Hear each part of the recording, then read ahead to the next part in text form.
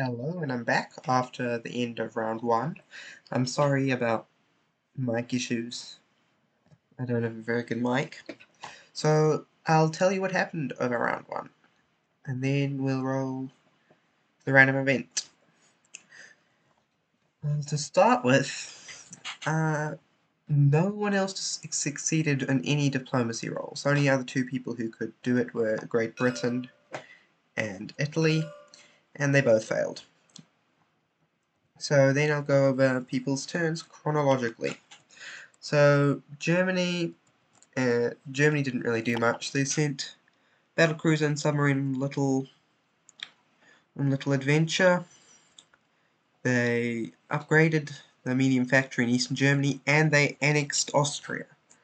Now that's even more important now with the diplomacy expansion because it allows them to connect a supply path to Hungary, allowing them to collect that IPP. So they actually collected 24 IPP this turn because they got 2 extra from Austria, 1 extra from Hungary, and 1 extra from Argentina because they could trace the supply path to Argentina as well.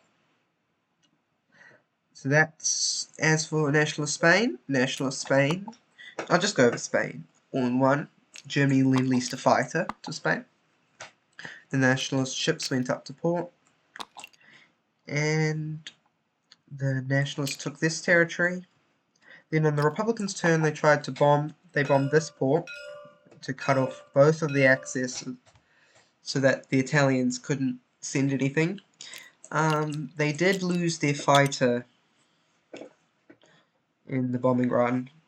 Both fighters scrambled, and they had hoped for a hit back, but they didn't get anything.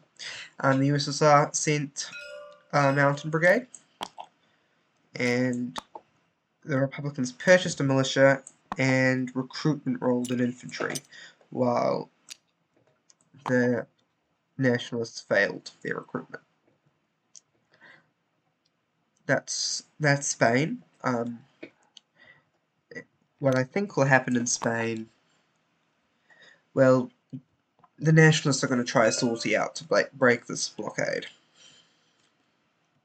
Well, they only need to kill one ship, and then they've broken the blockade, and then they'll retreat. They just hope they don't suffer too many losses. They don't want to lose any of their fighters. Okay, so that's that. Now, the USSR, they didn't do much. I forgot to place these 2 boats, so I'll just do that now. But a heck of a lot happened in China. The USSR just moved stuff around within here, and they made a little build up in Amur and railed a fighter here. Mongolian recruitment roll failed, as did Tanatuva's. And then China. Well, after this random event, CCP looked like they were in trouble, but then they decided they would attack Opay, and they did. And they succeeded their influence role in Suyan, which gave them. So they're on 4 IPP worth of territory now, so they have $5 in their bank, and they're besieging KMT-held Peking. The KMT, on the other hand, they ended with $10 because they have 8. They saved 1 because they purchased an artillery, and they got an opium dollar. So, yeah, things are spicy in China. Japan's watching on with interest, but they're not attacking, not quite yet. And yeah, they might not for some time. They don't want the United States to be able to influence, because they'll get influence rolls when they get to 10 or Tyrol Tech. So they're just watching and waiting from now on. If something big happens in China, they'll probably go in. They upgraded their factory and built a couple of marines and upgraded a militia to an infantry in eastern Manchuria. The UK lend-leased an artillery to Thessaly, to Greece, sorry, in an attempt, which is part of my diplomacy expansion, in an attempt to get Greece to their role for Greece to be more likely to succeed, but it didn't actually. Yeah, it didn't. I forgot to say, actually, it was FEC who sent the artillery, but they all kind of function as one thing for that. And British ships moved around. They congregated a fleet here, the first fleet, and congregated off Egypt and moved here, moved it. Coastal sub, just normal British things. Move him, I forgot to move him. Or rail him to Calcutta.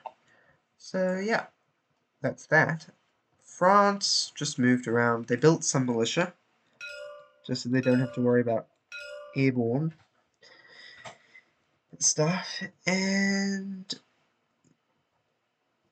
Italy took Abyssinia. They put a militia in Abyssinia, and a militia in Italian Somaliland, and a colonial in Italian Somaliland, and an airfield in Abyssinia. That's using the victory objective bonus.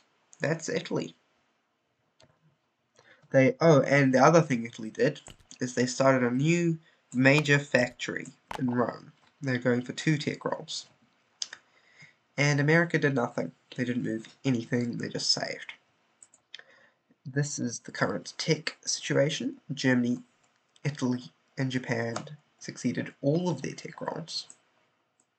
So it was a good round for the Axis. And Britain succeeded 1 and France failed. And of course the United States and the USSR don't get tech rolls. So now I'll do the random event dice roll for China at war. Always the most interesting.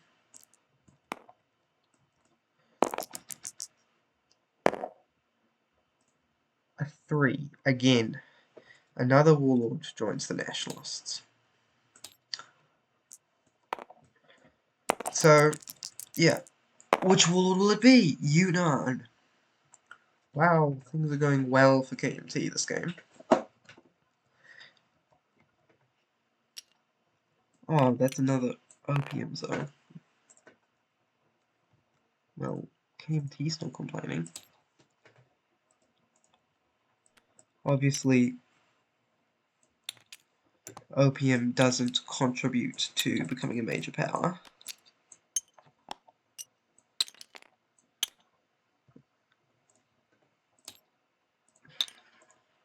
But at this rate, they're on a good track to becoming one. Anyway,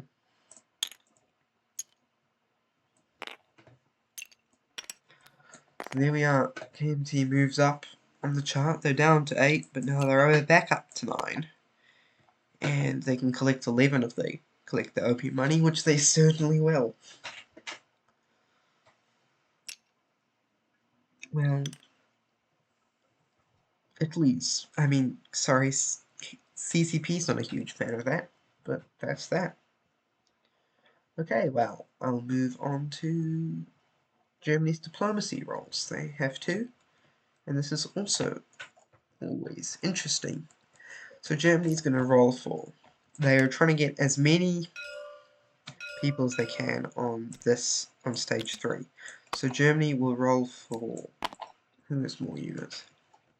They'll roll for Chile instead of Venezuela, as long as Chile has a port, which they do. They'll roll for Chile. And then after that, they're going to also roll for Romania. Try to bring Romania down. Chile. That's a failure. Romania. That's a failure. If it had been... Normally that would be a success, but because they're trying to bring one down, that's not a success, it's a failure, actually. So, Germany fails both of their influence rolls this turn. And that's that. I'll update you sometime during this turn. Okay.